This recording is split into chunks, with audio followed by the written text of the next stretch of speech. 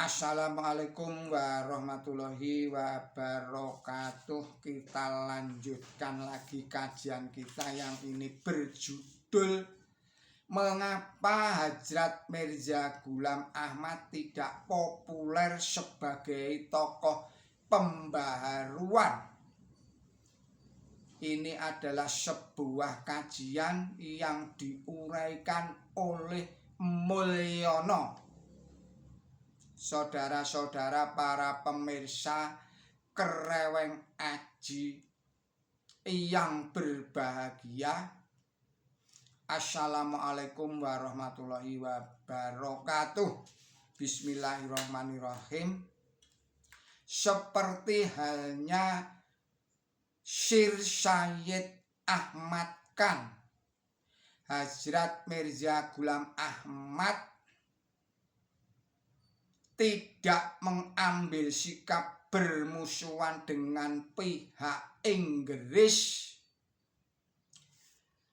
Ini bukan berarti ia memberikan dukungan terhadap penjajahan dalam arti penguasaan bangsa atas bangsa, melainkan hubungan baik itu dimaksudkan untuk bisa mengadakan komunikasi dengan mereka yang pada gilirannya dapat memperkenalkan kepada mereka tentang keindahannya Islam.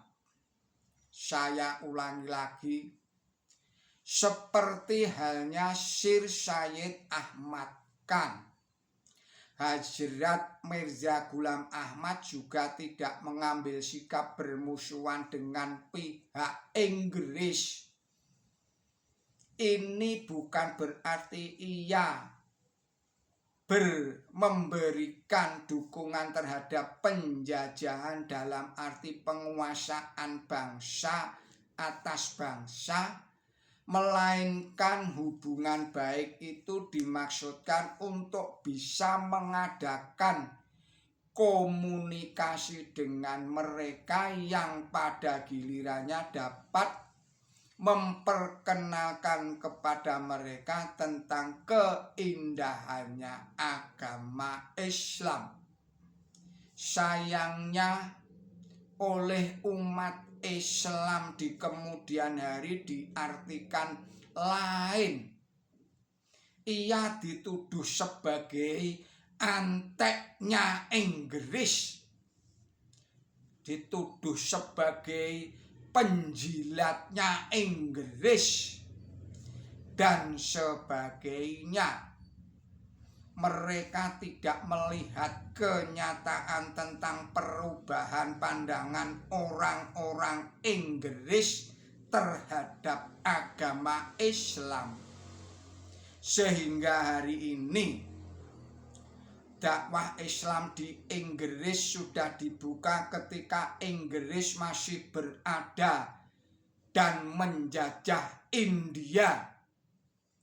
Bahkan melalui murid-murid beliau, paling tidak seorang anggota kerajaan Inggris menyatakan dirinya masuk Islam, yaitu Lord Hedley. Sebagai tokoh pembaharu, Hadjrat Mirza Ghulam Ahmad hampir tidak dikenal kecuali bagi segelintir orang saja. H.A.R. Gibb, seorang orientalis kenamaan yang konon banyak melakukan penelitian dalam bidang keislaman, pun tidak mencatatnya sebagai unsur penting dalam pembaharuan Islam, kecuali hanya sedikit di wilayah-wilayah Muslim di Afrika yang masih terbelakang. Saudara-saudara para pemirsa Kereweng Aji Channel yang berbahagia, dalam hal ini menurut hemat penulis makalah ini, sekurang-kurangnya ada 3 penyebab. Penyebab yang pertama seperti telah dikemukakan di depan, yang barangkali lebih bersifat hipotesis karena objek pembaharuannya lebih pada Islamnya atau agama itu sendiri. Maka wilayah garapannya juga di seputar itu, yakni dengan membersihkan paham-paham keagamaan yang oleh orang Islam kebanyakan dianggap sebagai paham yang sudah baku. Akibatnya bisa ditebak, ia harus dalam tanda petik berhadapan dengan para ulama dalam tanda petik pemegang otoritas di bidang ini. Konsistensi dengan misinya, ia tidak ambil peduli terhadap cercaan dan hujatan, bahkan pengkafiran dari para ulama-ulama itu. Orang boleh mencerca dan mengkafirkannya, tetapi satu kenyataan, seseorang yang dengan sengaja pergi ke Eropa hanya dengan satu-satunya tujuan, yakni dakwah Islam, adalah Khawaja Kamaluddin. Ia adalah salah seorang murid beliau Hadrat Mirza Ghulam Ahmad. Yang kedua, ide-ide pembaharuan Hadrat Mirza Ghulam Ahmad telah diterjemahkan ke dalam bahasa-bahasa ilmiah oleh Maulana Muhammad Ali yang sedikit atau banyak mengaburkan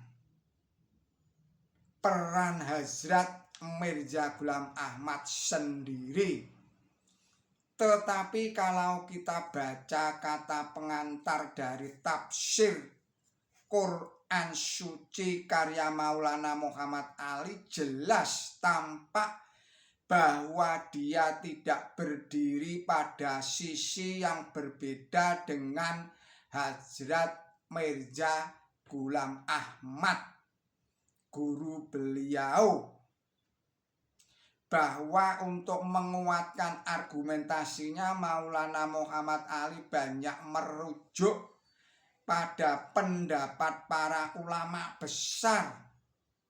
Hal ini menunjukkan bahwa ide pembaharuan Hazrat Mirza Ghulam Ahmad tidak dimaksudkan untuk mengubah Islam menjadi Islam yang lain, melainkan hanya mengembalikan pada keasliannya. Betapapun memang tidak tertutup kemungkinan bagi Maulana Muhammad Ali untuk mengembangkan ide-ide pembaharuan dari Hazrat Mirza Ghulam Ahmad itu menjadi sedemikian rupa menurut kemampuan interpretasinya. Disinilah justru terbuka peluang bagi kita untuk barangkali mendiskusikan ulang berbagai atau beberapa hal menyangkut penafsiran Quran Suci selaras dengan tuntutan kebutuhan zaman.